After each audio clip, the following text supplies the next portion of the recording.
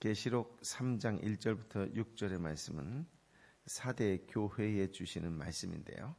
사대라고 하는 지역은 두아디라에서 남쪽으로 약 48km 지점에 위치한 고대 리디아 왕국의 수도로 험준한 산을 배경으로 난공불락의 천연 요새지에 세워진 도시였습니다.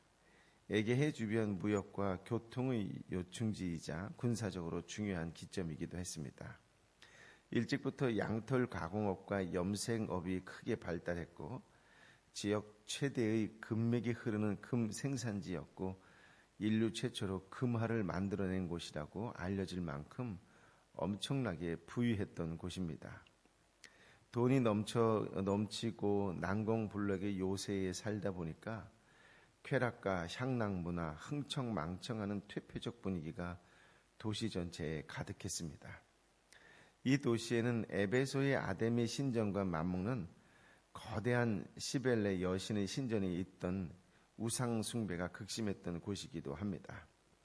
이렇게 크게 번창했던 또 부유했던 도시가 AD 17년에 일어나는 지진으로 인하여 심각한 타격을 입게 됩니다. 도시 태반이 폐허가 되어버리지요. 그 뒤 다시 복구되고 어느 정도 회복되긴 했지만 이전과 같은 영광을 되찾지는 못했습니다. 그러다 보니까 요한계시록이 기록될 무렵 사대 사람들은 축 늘어져 있었고 무기력하게 자족하며 한물 가버린 과거의 영광에 매달려 살았습니다.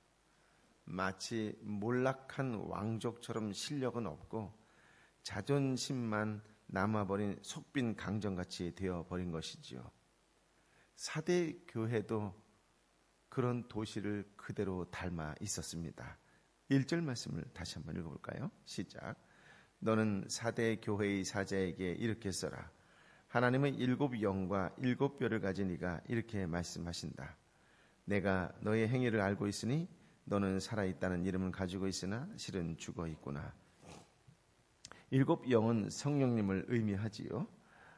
영, 하나님의 영, 예수님의 영, 이건 다 성령님을 말씀하시는 거고 7이라고 하는 숫자는 완전함을 더하여 지는 말씀입니다.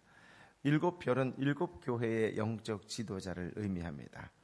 주님은 당신이 기름 부어 세우신 영적 지도자를 통하여 다스리십니다. 눈으로 보기에는 목회자, 장로, 리더십이 교회를 다스리는 것 같지만 실은 주님이 그들을 통하여 다스리는 것입니다. 사대라고 하는 이름의 뜻은 살아남아 있다라고 하는 것이에요. 그러나 이 교회는 그 이름과 달리 죽은 자라는 책망을 들었습니다. 권력도 있고 명성도 있고 돈도 있고 그래서 세상의 모든 사람이 두려워하는 존재가 되어 있었으나 그의 영적인 것은 죽었고 참 사람의 모습도 죽었다라고 하는 것이지요. 마치 무덤 같은 교회였습니다. 그들의 예배에 성령님이 역사하지 않았습니다. 그들의 찬송을 드리나 찬송을 통해 나타나는 하나님의 영광이 사라졌습니다. 말씀은 선포되나 전하는 자나 듣는 자에게 이미 감동을 사라졌습니다. 어떤 반응도 없이 마치 얼굴에 변화가 없는 로봇들이 모였다가 흩어지는 것 같았습니다. 겨우 남아있는 것은 의무이고 샤머님적으로 그래도 예배는 보아야 될 것 같을 뿐이었습니다. 살아있으나 시체와 같은 것이었지요. 세례도 받고 직분도 받고 교회에서 의무 이행도 잘해서 인정받고 칭찬도 받고 있지만 성령 충만하지 않고 예배의 감격도 복음의 감격도 식었고 영적인 감각이 사라져버린 외형만 좋은 성도인 것에 대해서 주님께서 책망하시는 것입니다.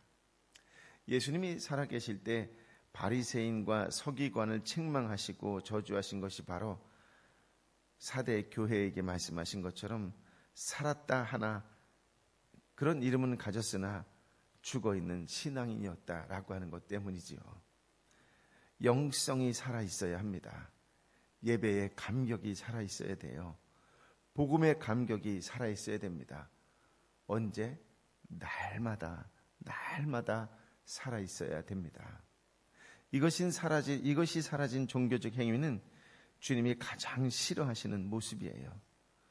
주님은 나의 이 같은 행위를 다 알고 계신다라고 말씀하세요. 주님은 행위를 다 아신다라고 말씀하십니다.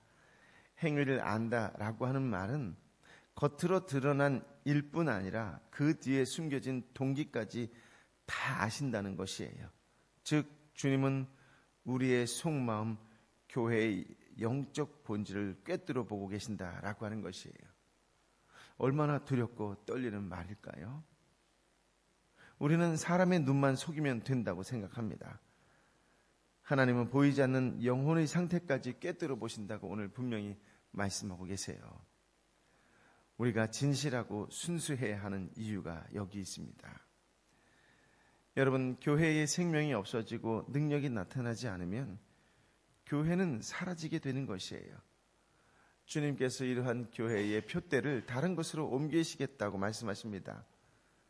교회는 교회다워야 하고 성도는 성도다워야 하는 것이에요. 나는 참 성도인가? 라고 하는 질문에 대해서 말씀을 묵상할 때마다, 또 하루를 시작할 때마다, 하루를 마감할 때마다 나는 정말로 성도다운 삶을 살았는가? 라고 하는 질문을 우리는 끊임없이 해야 될 것입니다. 그래야 역동적인 능력과 기적이 우리의 삶 가운데 나타나게 되는 것입니다. 그 어느 때보다도 저와 여러분의 삶 가운데에 능력과 기적으로 가득한 날이 되시기를 예수님의 이름으로 축복합니다. 아멘. 2절의 말씀을 함께 읽어볼까요? 시작. 너는 깨어서 죽어가는 남은 것을 굳건히 하여라. 나는 내 행위들이 하나님 앞에 온전케 된 것을 찾지 못했다. 예수님은 지금 온전한 신앙생활에 대하여 권면하시고 있는데요. 그러나 지금 이 사대교회는 아주 완벽히 죽어버린 것이 아니고 죽어가고 있다라고 하는 것이에요. 그러니까 영적으로 잠들어 있는 것이에요. 근데 주님께서 너는 깨어서, 이 말이 무엇이냐면 wake up, 너 일어나야 돼 라고 말씀하시는 거예요. 영적으로 잠들어 있는 그들에게 wake up 라고 말씀하시는 것입니다. 빈사 상태에서 일어나라라고 하는 거예요. 죽어가고 있는데 그들은 정작 그걸 모르고 있는 것이죠. 그런 그들에게 주님께서 wake up, 너 일어나, 깨어나야 해 라고 말씀하시는 거예요. 외식적이고 형식적인 행위를 버리고 진정성 있는 신앙행위, 곧 성령 충만하고 예배의 감격이 있는 신앙행위를 하라고 말씀하시는 거예요. 그러기 위해서는 깨어 일어나라고 하는 거예요. 예배에 감격이 없고 밍숭맹숭하고 내가 왜 앉아있는지 모른다면 주님께서 부르짖으시는 wake up 이라고 하는 소리를 들을 수 있으셔야 돼요. 세상 속에서 말씀을 읽어도 냉랭하고 세상 속에서 삶을 살아도 의욕이 없다라고 한다면 wake up 이라고 말씀하시는 주님의 음성을 들으셔야 돼요. 들으셔야 됩니다. 심장은 마비되었으나 뇌는 살아있을 때 심폐소생술 또는 전기 충격으로 다시 살리듯이 죽어가고 있는 성도는 기도의 심폐소생술이 있어야 합니다. 성도가 깨어 일어나는 방법은 기도하는 것이에요. 기도가 죽으면 삶 전체가 죽게 돼 있어요. 나는 하루에 기도를 얼마나 하는 사람인가? 얼마나 자도 기도하는 사람인가? 나는 정말 기도하는 사람인가? 이 새벽에 잠깐 기도하는 척하고 하루 종일 기도 한번 제대로 하지 않고 이 새벽에 잠깐 말씀 몇 구절 읽고 듣는 걸 통해서 종일토록 말씀을 보지 않고 세상 것으로 바쁘다고 한다면 하나님께서, 주님께서 wake up 이라고 말씀하실 때 들리지 않아요. 들리지 않는다고요. 들려야 일어날 수 있고 들려야 역동적인 그리스도인이요, 들려야 열정적인 삶을 살 수가 있어요. 기억하세요. 예수님은 겟세마네 제자들에게 깨어 기도하라고 말씀하셨어요. wake up! 정신 차려 기도하라고 말씀하셨어요. 당대 사대교회는 사람들의 입에 오르내리는 꽤 유명한 교회였습니다. 재정적으로 풍성했기에 적어도 겉모습은 괜찮은 교회였어요. 요즘 말로 하면 사람들의 눈에 보이기에는 좋은 일도 많이 하고 좋은 프로그램도 많이 있는 그런 교회였어요. 적어도 사람들의 눈에 보기에는 살아있는 교회처럼 보였습니다. 번창하는 교회처럼 보였습니다. 굳이 하는 것보다 남보다 더 앞서서 하는 것처럼 보였습니다. 그러나 교회가 사람들 사이에서 유명해진다고 해서 주님이 보시기에 좋은 교회가 아니라고, 주님이 보이시기에 좋은 교회라고 착각해서는 안 된다라고 하는 것이에요. 교회의 자랑은 건물이나 프로그램이나 이벤트가 아닌 영성이 살아있어야 된다라고 하는 것이에요. 교회의 생명은 영성에 있는 것이지 그 교회 안에서 행해지고 있는 것들이 어떤 것이냐로 결정되는 것이 아니에요. 영성이 세상을 바꾸는 것입니다. 교회의 세상적 가치의 기준이 삐지고 들어오면 교회는 무너지게 되는 것이에요. 그것은 순교를 잃었기 때문입니다. 여러분, 교회 한 명, 두 명이 순교를 잃어버리고 세상의 언어로 교회를 어지럽히기 시작하면 그때 교회는 어려워지기 시작하는 거예요. 그래서 wake up! 깨어 있어야 한다라고 하는 것이에요. 놀라운 것은 주님께서 이런 교회를 죽었다라고 진단하세요. 영적으로 무기력하다고 말씀하십니다. 영적 내실이 전혀 없다는 것이에요. 4대 교회는 겉으로는 화려하고 바쁘고 생산적인 교회 같았지만 속으로는 썩고 있었다는 것이지요. 그들은 과거에 붙잡혀 과거의 영광만 그리워할 뿐 지금 할 수 있는 것이라고는 아무것도 없었습니다. 예배에 대한 감격도 없고 하나님에 대한 꿈, 예수님에 대한 비전도 없었습니다. 아무런 영적 영향력도 없는 너무나 무기력한 상태였어요. C.S. 루이스는 이런 얘기를 합니다. 지옥으로 가는 길은 편안하고 밋밋하면서 장애물이 없다라고요. 종교적 외식 행위는 결코 온전한 것이 아닙니다. 이런 4대 교회에 주님께서 경고하십니다. 3절의 말씀을 읽어볼까요? 시작. 그러므로 너는 어떻게 받고 들었는지 기억해 순종하고 회개하여라. 만일 너가 깨어있지 않으면 내가 도둑같이 올 것이니 내가 어느 때 너에게 올지 너가 결코 알지 못할 것이다. 회개하라는 경고를 무시하면 도적같이 곧 예상치 못할 때 오셔서 심판하시겠다는 것이에요. 여러분, 이 심판이 종말의 심판만을 말씀하시고 계시는 것이 아니에요. 이 심판은 일상에서의 심판으로 다가온다는 것을 주의하셔야 됩니다. 회개의 방법은 과거 내가 하나님의 은혜를 어떻게 받았는지, 어떻게 들었는지 생각해보고 그것을 회복하고 지키라는 것이에요. 내가 만났던 그 하나님, 나에게 은혜를 부어주셨던 그 하나님 그것을 기억해서 회복하라고 하는 것이에요. 처음 복음 들었을 때 이 순수함과 열정을 기억하여 회복하라고 하는 것이에요. 그리고 그 첫 행위를 되찾아 지키라는 것입니다. 처음 받은 은혜를 기억하는 것이야말로 첫사랑을 회복하는 데 더없이 좋은 길이에요. 그 첫 번째의 길이 바로 회개하라고 하는 것이에요. 순종하고 회개하라고 하는 것이에요. 받은 은혜를 기억한 다음에 순종하고 회개하라는 것입니다. 이론에 그치지 말고 지켜 행하라고 하는 명령이세요. 그래야 살 수 있다는 것이에요. 4대 교회 전체가 문제가 있는 것은 아니었습니다. 주님은 4대 교회에 이런 칭찬을 하십니다. 4절 말씀을 같이 읽어볼까요? 시작. 그러나 4대 교회에 옷들을 더럽히지 않은 몇몇 사람들이 있다. 그들은 흰 옷을 입고 나와 함께 다닐 것이니 그들이 그럴 만한 자격이 있기 때문이다. 소수의 의로운 사람이 있습니다. 신앙의 옷을 더럽히지 아니하고 주님과 함께 다니는 몇 명이 있다는 것이지요. 첫사랑, 첫 경험, 첫 헌신의 마음을 잊어버리지 않고 또 잃어버리지 않고 간직하고 더 성숙시켜 나가는 성도가 있다는 말씀이에요. 기득권 교회 세력에 의해 교회의 무서운 박해를 받아도 처음 행위를 지키며 주님과 함께하는 성도들이 있다는 것입니다.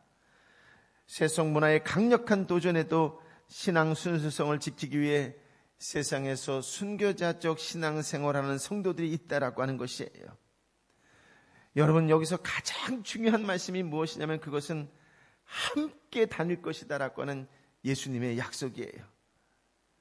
여러분, 끝까지 믿음의 순결, 믿음으로 승리한 그 사람들이 바로 거룩의 그루터기라고 하는 것이에요. 또한 거룩한 그루터기라고 하는 것이에요. 그들이 바로 소망의 불씨라고 하는 것이에요. 교회 안에 단 한 명의 거룩한 불씨만 있다 할지라도 소망의 불씨가 있으면 결국 교회는 살아나게 돼 있다라고 하는 것이에요. 하나님께서는 지금도 의인 100명, 50명, 30명, 20명을 찾고 계시지 않아요. 한 명의 거룩한 사람이 있다고 한다면 나는 결코 그 교회를, 그 도시를 무너뜨리지 않으시겠다고 약속하셨어요. 오늘 저와 여러분 한 사람 한 사람이 결단했으면 좋겠습니다. 세상에 어떤 소리가 들려온다 할지라도, 교회에 무슨 소리가 들려온다 할지라도 끝까지 나는 거룩한 그루터기가 되겠다. 거룩의 그루터기가 되겠다. 나는 소망의 불씨가 되겠다. 나는 하나님의 말씀을 듣는 자가 되겠다. 끝까지 말씀을 듣고 지켜 행하는 자가 되겠다고 결단할 때에 교회는 다시 회복될 줄 믿습니다. 교회는 다시 회생될 줄 믿습니다. 이 믿음이 있어야 가정이 회생되는 것이에요. 이 믿음이 있어야 내가 가는 공동체가 회생되는 것이에요. 직장에 많은 사람이 필요한 것이 아니에요. 깨어있는 한 사람만 있으면 그 직장은 망하지 않습니다. 그 가정은 망하지 않아요. 그 교회는 망하지 않습니다. Wake up! 주님의 음성에 듣고 벌떡 일어나 깨어 기도하는 한 사람이 있을 때에 그 교회는, 그 직장은, 그 공동체는 망하지 않습니다. 하나님께서 함께 하시겠다고 분명히 약속해 주십니다. 사대교회에게 주시는 구체적인 약속 5절의 말씀을 함께 읽어보도록 하겠습니다. 시작. 이기는 사람은 그들에게 흰옷을 입을 것이다. 나는 결코 그의 이름을 생명책에서 지워버리지 않을 것이며 내 아버지 앞과 그의 천사들 앞에서 그의 이름을 시인할 것이다. 귀 있는 자들은 성령이 교회들에게 하시는 말씀을 들으라. 여러분, 신앙의 순결을 지키는 자는 결국 승리한다고 말씀하십니다. 신앙의 승리자에게 세 가지 약속을 주세요. 첫 번째, 흰옷을 입을 것이라고 약속하십니다. 흰옷은 순결과 승리의 상징이에요. 흰옷은 어린 양이신 예수 그리스도의 피로 씻어 깨끗하게 된 것을 뜻합니다. 그러므로 의롭다 하는 칭의를 받게 되지요. 또한 성도의 옳은 행실을 의미합니다. 의롭다 칭함을 받은 사람은 날마다 예수 그리스도의 성품을 나의 인격으로 만들어가는 성화로운 길을 가는 사람이라고 하는 것이지요. 그러므로 칭의와 성화는 분리될 수 없는 하나의 속성이라고 말씀드릴 수 있습니다. 칭의의 반복이 성화라고 하는 것이에요. 여러분 명심하세요. 주님은 똑똑한 사람을 사용하는 것이 아니에요. 주님 앞에 완전히 심령이 부서져서 회개하는 보혈로 깨끗해진 사람, 그 눈물의 사람을 사용하신다라고 하는 것이에요. 여러분, 악한 사람이 눈물 흘리는 거 보셨나요? 악인은 언제나 분을 품고 불만과 원망이 떠나지 않는 사람이에요. 그러나 주님의 피 앞에 완전히 부서진 사람, 회개하는 사람은 눈물밖에 남지 않습니다. 주님, 다 제 잘못입니다. 제가 죄인입니다라고 고백하며 감사와 찬양을 올리는 사람이 바로 흰옷 입은 사람이라고 하는 것인데, 주님께서 신앙의 순결을 지키는 자에게 바로 이 순결과 승리의 상징 흰옷을 입혀주신다라고 약속해 주시는 것이에요. 그러나 이것보다 더 놀라운 약속은 4절의 말씀처럼 함께 다닐 것이라고 하는 것이에요. 하나님이, 주님이 함께 다닐 것이라고 하는 것이 더 놀라운 축복이라고 하는 것이에요. 두 번째는 생명책에서 결코 지우지 아니하겠다고 말씀하십니다. 생명책에 기록된 이름이 끝까지 남아있는 사람만 구원받게 될 것이에요. 세 번째, 내 아버지 앞과 그의 천사들 앞에서 그의 이름을 시인할 것이라고 말씀하십니다. 무슨 말씀이에요? 주님은 천국에서 공개적으로 이 사람은 나를 도와준 하나님의 사람입니다. 이 사람은 끝까지 충성했던 사람입니다. 이 사람은 부지불식간에 어렵고 힘든 자를 도와준 사람입니다라고 그를 공개적으로 인정해 주시겠다고 약속해 주신다라고 하는 말씀이에요. 얼마나 놀라운 약속입니까? 나는 삶 속에서 예수 그리스도의 인격을 닮아가는 삶을 살았을 뿐인데, 부지불식간에 어렵고 힘든 자를 도와주었을 뿐인데, 한 끼의 밥을 사주었을 뿐인데, 따뜻한 차 한 잔으로 위로해 줬을 뿐인데, 주님께서는 천국에서 모든 사람이 있는 곳에서 공개적으로 내 이름을 인정해 주시겠다고 약속해 주시는 것이에요. 이것 때문에 인내하는 거예요. 이것 때문에 섬기는 거예요. 이것 때문에 끝까지 믿음을 지키는 거예요. 이것 때문에 사랑의 손길을 멈추지 않는 것이에요. 사랑하는 성도 여러분, 이 놀라운 상급이 저와 여러분의 상급이 되시기를 예수님의 이름으로 축복합니다. 저는 오늘 말씀을 읽으면서 여러분에게 한 가지 선포하고 싶은 것이 있습니다. 그것은 열정을 회복하는 것입니다. 사랑하는 성도 여러분, 믿음의 열정이 회복되시기를 예수님의 이름으로 축복합니다.